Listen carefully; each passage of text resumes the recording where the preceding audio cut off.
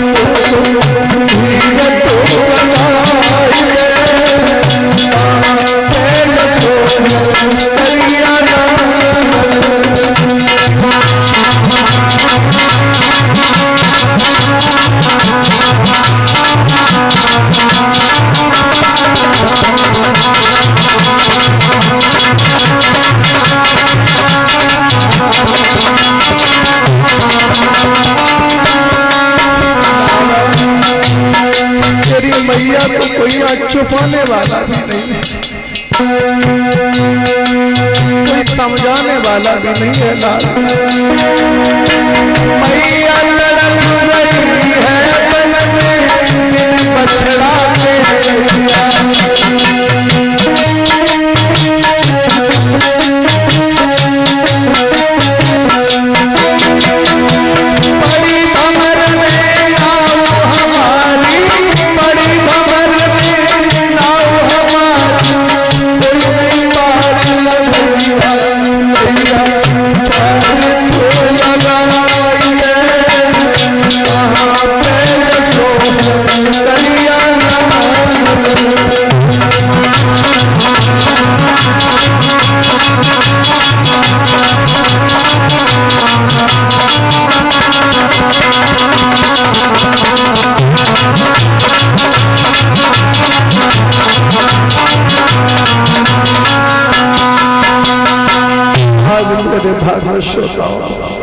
तारा उस लहस पर बिलख बिलख करके रो रही है।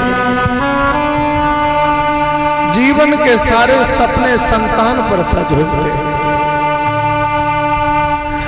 पुत्र का दुख तो वो मां जानती है जिसने 9 महीने पेट भर रखा है।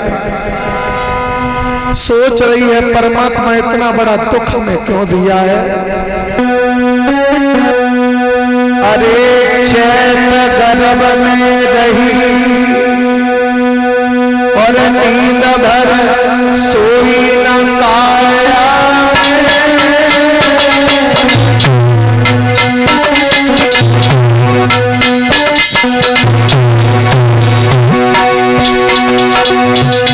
मैंने पाल करो भैया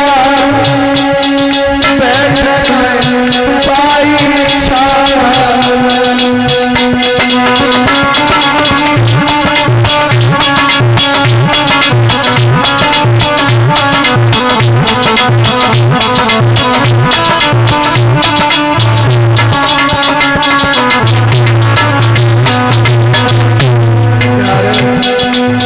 पुत्र का दुख तो वो माता पिता जानते हैं जिनके सामने उनके बेटों की लहस रखी हो, गोदी में बेटे की लहस रखी हो,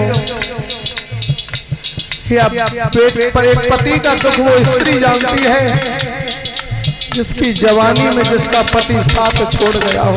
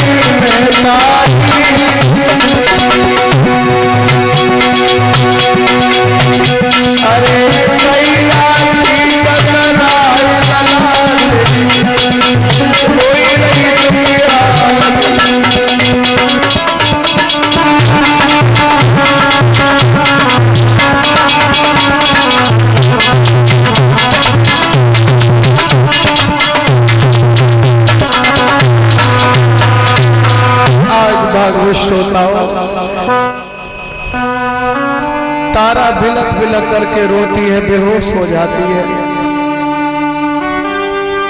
तारा को जिस समय थोड़ा थोड़ा होश आता है, उसी समय भागवत श्रोता बेटे को उठा के फिर बाहों में रख लेती है। लेकिन हे परमात्मा, सबको सब कुछ देना, लेकिन किसी माता पिता के आंखों के सामने पुत्र की मृत्यु न हो। हे भगवान दुख मत देना, पूरी जिंदगानी में अरे बारे में मरे पिता कोई लला न मरे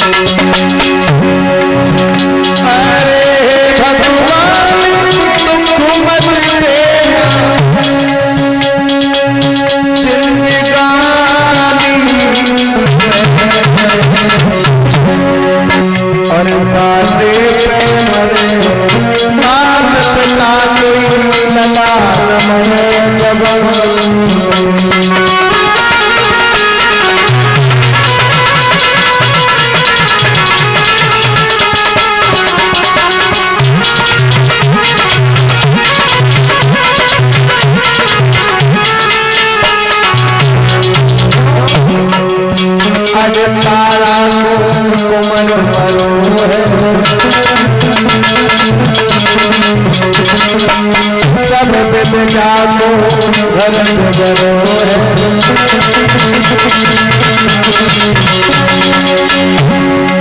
हे भगवान तसल्ली देना जिंदगानी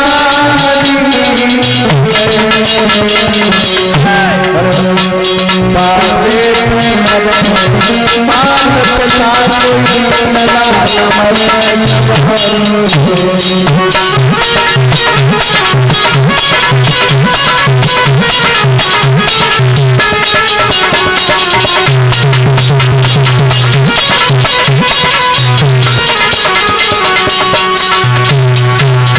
भगवान जीवन में सबको सब कुछ दे, लेकिन परमात्मा किसी माता पिता को पुत्र का शोक न था। तारा को होश आया, बेटे की लहस को बाहों में भरा, शमशान घाट की सीध लगाई जहां महाराज हरिश्चंद्र पहले से मरघटिया बने बैठे थे। उस बाप को भी नहीं मालूम था कि ये बदकिस्मत ऐसी है, अगर एक शमशान घाट में कोई मुर्दे के रूप में जलेगा तो सबसे पहले मेरे खुद का बेटा जलने आएगा।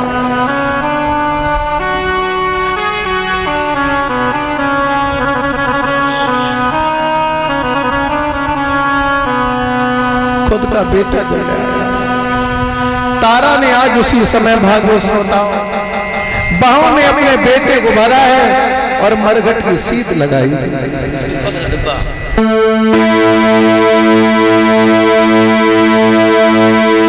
और जा रही है, मरघट की सीध लगाई है। अरे मरघट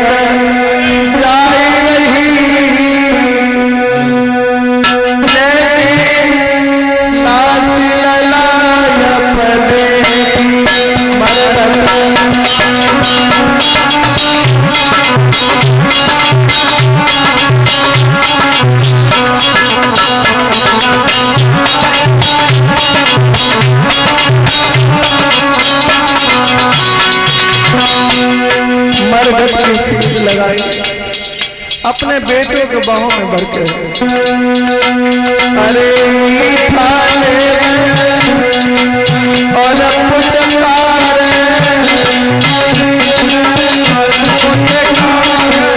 मेरे हाथ से बदल जार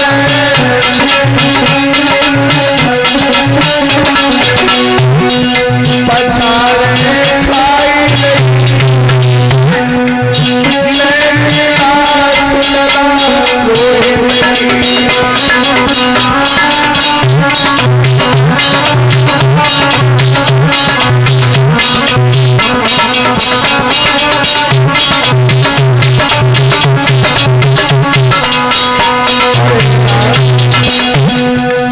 लौटेंगे जब हम अयोध्या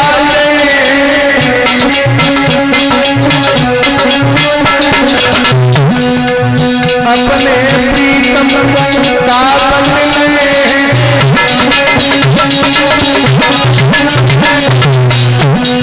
पछाड़े भाई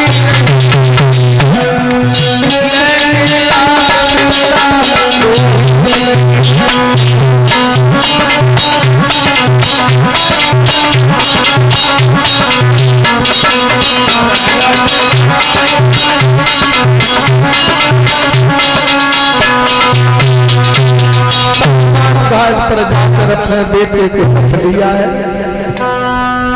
सिसकियों की आवाज हरिश्चंद्र के कान में पहुंची। जो मरघटिया कौन है इस मरघट में? शायद उसे नहीं मालूम इस मरघट का नियम बदल गया है। कोई मरघटिया भी रहता है जो करकफ लेके मुर्दा जलाने का काम करता है। तारा ने जिस समय नजर बांध करके देखा तो हमारे पति बेटे का जो चेहरा था वो पल्लू से और ढक लिया। हरिश्चंद्र नजदीक आके खड़े हो गए। कौन हो, कहां से हो? इस बेटे की मृत्यु कैसे हुई ये बताना पड़ेगा, क्योंकि मैं भी किसी का नौकर हूं। मुझे अपने मालिक को जवाब देना पड़ेगा। और ये यदि नहीं बताना है तो मुझे करकफन चाहिए, फिर मुर्दा जलेगा। उसी समय जब करकफन के लिए मजबूर कर दिया, तारा ने कुछ नहीं दिया। हरिश्चंद्र खड़े हैं, बेटे का जो मुंह ढका था वो मुंह से थोड़ी साड़ी खींच ली, और जैसे ही साड़ी खींच ली हरिश्चंद्र की नजर जिस समय रोहितास के चेहरे पर पहुंची, बाबुल ने जिस समय देखा मेरा बेटा मृतक अवस्था में शमशान घाट में पछाड़ खा करके जमीन में हरिश्चंद्र गिर पड़े। मरे हुए बेटे को सीने से लगा लिया लाल। जीवन के सारे सपने एक पिता ने तुम्हारे ऊपर सजोए थे, वो सब सपने आपने धूल कर दिए। वो सारे सपने आपने धूल कर दिए। मैं सोच रहा था कि बुढ़ापे का ऐसा सहारा बनेगा, लेकिन अब तो जीवन के सारे सपने धूल मिल गए।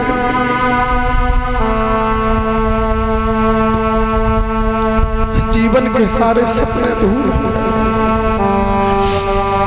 अभी तक तो हमने सुना गांव में कोई बेटा खत्म हो जाए तो बाप को शमशान घाट पे नहीं जाने दिया जाता है, उसे कमरे में बंद कर दिया जाता है। 4 लोग पकड़े रहते, रोता बिलखता तड़पता, पर शमशान घाट पर नहीं। क्योंकि कोई बाप अपने बेटे में जलती हुई लपट और आग नहीं देख सकता है। यदि बाप देख लेगा तो समाप्त हो सकता है, बाप देख लेगा तो उस समय मर सकता है। दुर्भाग्य तारा का भी है, हमारी माताएं शमशान घाट पर नहीं जाती, पुत्र को लेकर शमशान घाट पर बैठी। ऐसा जीवन में समय भगवान किसी को न दे, ऐसा समय किसी को न दे। हरिश्चंद्र तारा को समझा रहे हैं, तारा ये सब कुछ छोटा कर डाला। मैंने जीवन में कभी सोचा भी नहीं था कि ये दिन देखने के लिए मुझे मिलेगा। जब मेरा बेटा मेरे बीच में नहीं हो।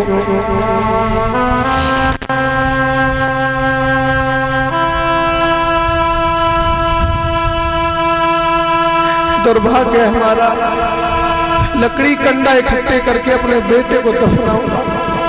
भगवान ऐसी जिंदगी से पहले मुझे ले लिया होता तो ज्यादा अच्छा रहता।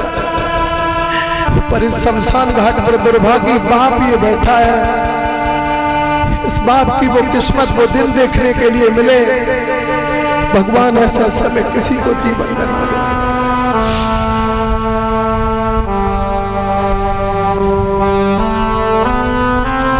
तारा आगे हरिश्चंद्र को छुपाने के लिए चली। हरिश्चंद्र ने कहा तारा हाथ मत लगा देना, मेरे कर और कफन की व्यवस्था कर दो तारा, क्योंकि उस दिन शमशान घाट का नियम है, उस नियम का पालन करना पड़ेगा तारा, उस नियम का पालन करना पड़ेगा तारा।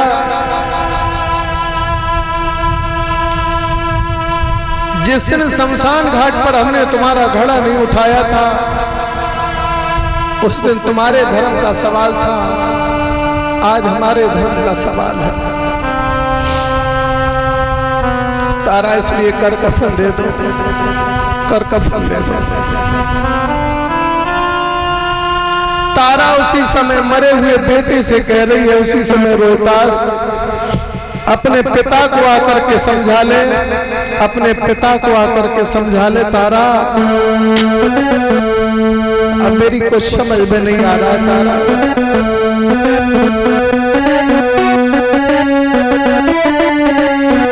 बेटे को झकझोर रही है तारा, अरे बेटा मारे सुख मारे मुख से मैया कही बोल, बेटा मारे सुख मारे मुख से मैया कही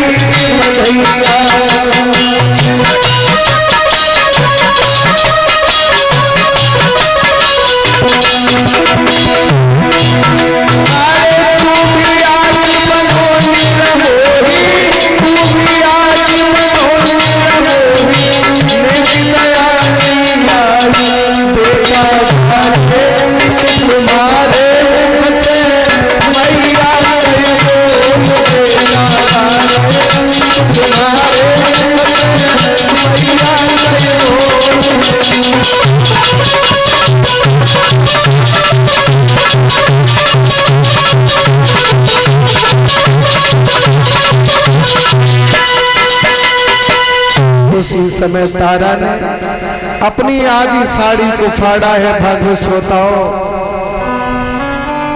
आधी साड़ी का कफन और आधी साड़ी का कर देकर तारा वहां से भाग पड़ी। काशी के समीप एक मंदिर में जाकर गिर पड़ी है। मंदिर में जाकर जिस समय तारा गिर पड़ी है, भागवत श्रोताओं, इधर हरिश्चंद्र ने अपने बेटे को दफनाया नहीं। क्यों?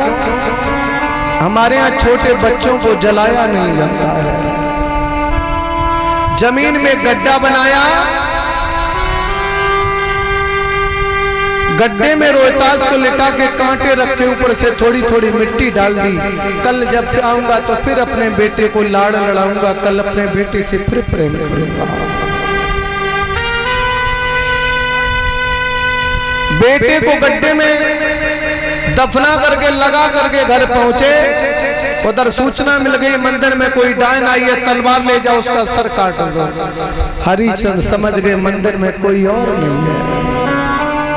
भारी बदकिस्मत अपने हाथों से अपने परिवार का विनाश करने का बीड़ा उठा लिया है। बेटा तो चला गया, पत्नी भी काटनी पड़ेगी क्योंकि मेरे महाराज का आदेश है। उसी समय भागवत श्रोताओं, तारा उल्टे मुंह पड़ी, मुंह से खून निकल गया, चूड़ियां फूट के हाथों से रक्त निकल रहा है, थोड़ा मांस का टुकड़ा आके मुंह से डाल दिया। हरिश्चंद्र इधर से चले, लक्ष्मी जी भगवान के पैर दबा रही हैं। लक्ष्मी जी की नजर तारा पर पड़ी, प्रभु से कहा प्रभु देर मत लगाओ। बोले क्यों? तारा जैसी स्त्री की जो धर्म के रास्ते पर चल रही है, आज समाज में उसकी हार हो गई तो लोगों का सत्य और धर्म से मुख मुड़ जाएगा, मुंह घूम जाएगा, इसलिए रक्षा कर। नंगे पैर भगवान इधर से भागे। हरिश्चंद्र ने तारा के केस पकड़े, कहा तारा तेरा बेटा मर गया तो दूसरे के बेटे खाने लगी। म्यान से तलवार लेकर जिस समय मारने के लिए भागवत श्रोताओं चले, उसी समय उसी समय भगवान प्रकट हो गए, तलवार पकड़ ली। तलवार जिस समय पकड़ ली, हरिश्चंद्र ने प्रभु के चेहरे की तरफ देखा, चेहरा छोड़ प्रभु के पैर पकड़ लिए। प्रभु परीक्षा, और ऐसी परीक्षा, इतनी कठिन परीक्षा,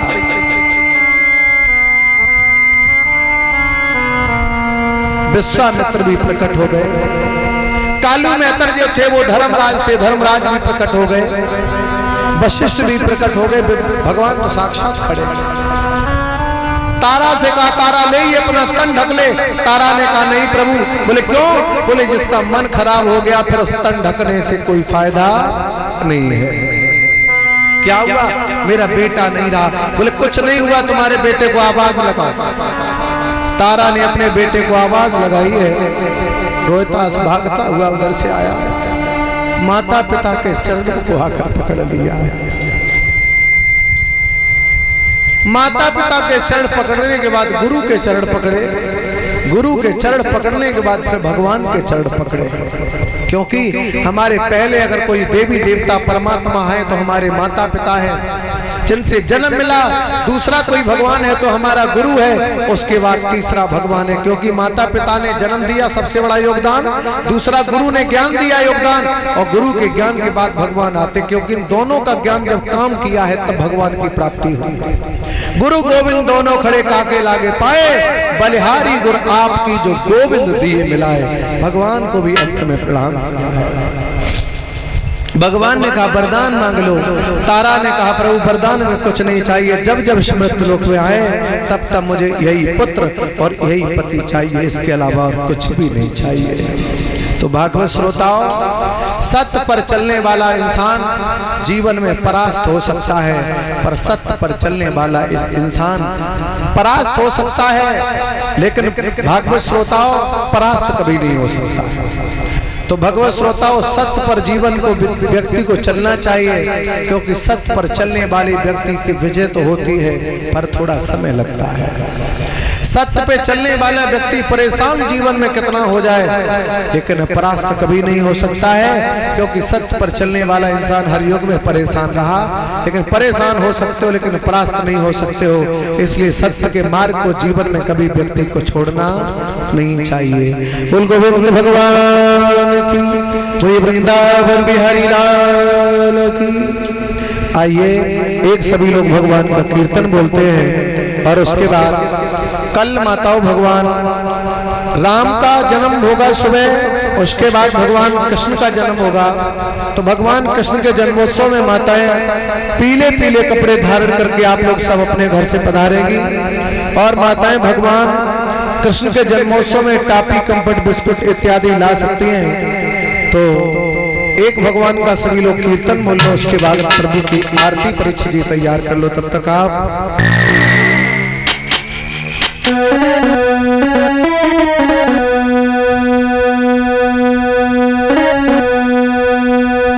और इस बीच में 50 पशुधन श्री अनार सिंह शंखवार और इसी ग्राम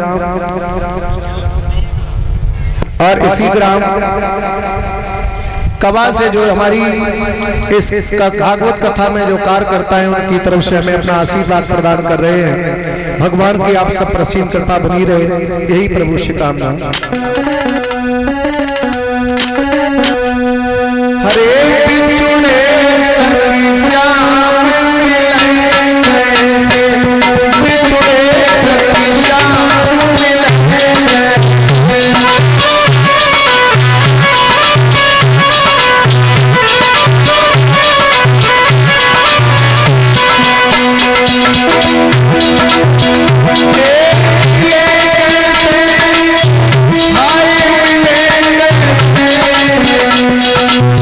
Oh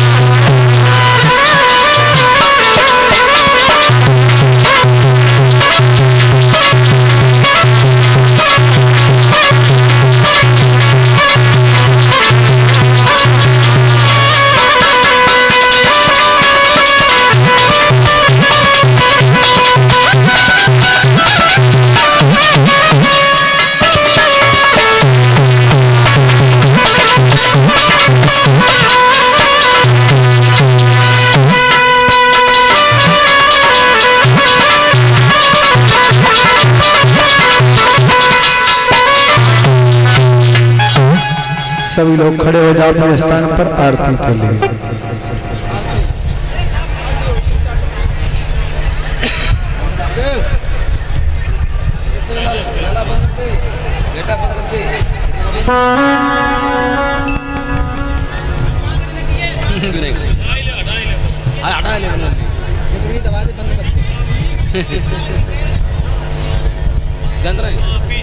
अरे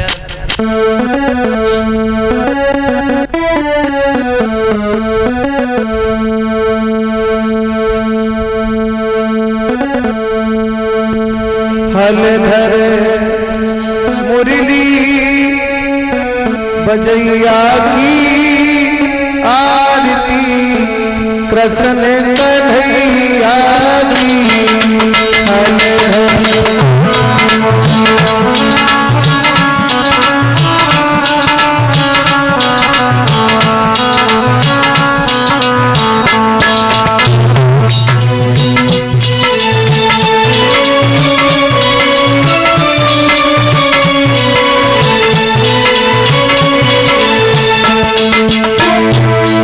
श्याम तुम मथुरा जन्म दियो,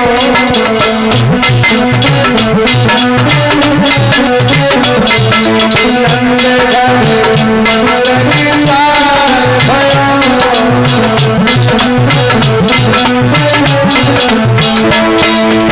यशोदा गोद की लैया की आरती कृष्ण कन्हैया की।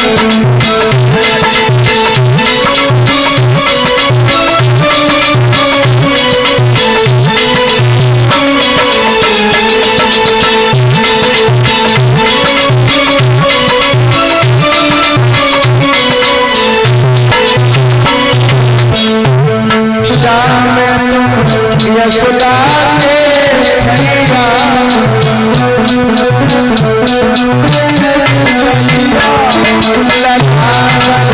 नारू के भैया।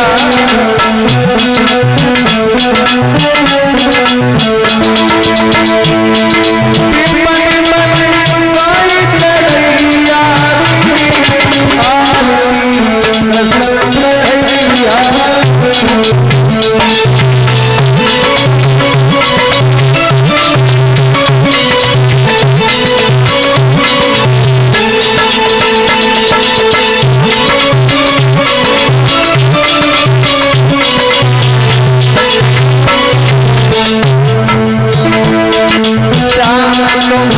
अर्जुन के प्यारे तन के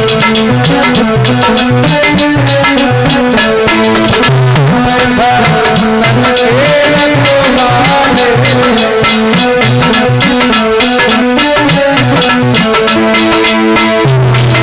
कालिया नाग नदैया आरती कृष्ण कन्हैया की।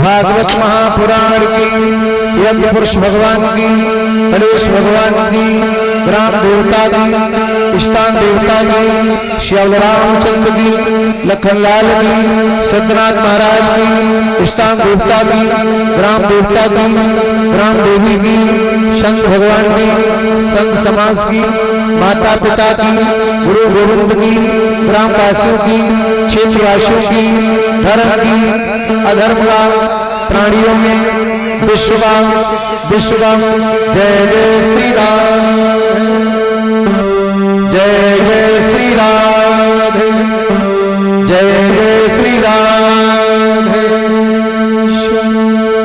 सभी लोग अपनी जगह पर एक बार घूम जाइएगा, उसके बाद सभी भक्त आरती प्रसाद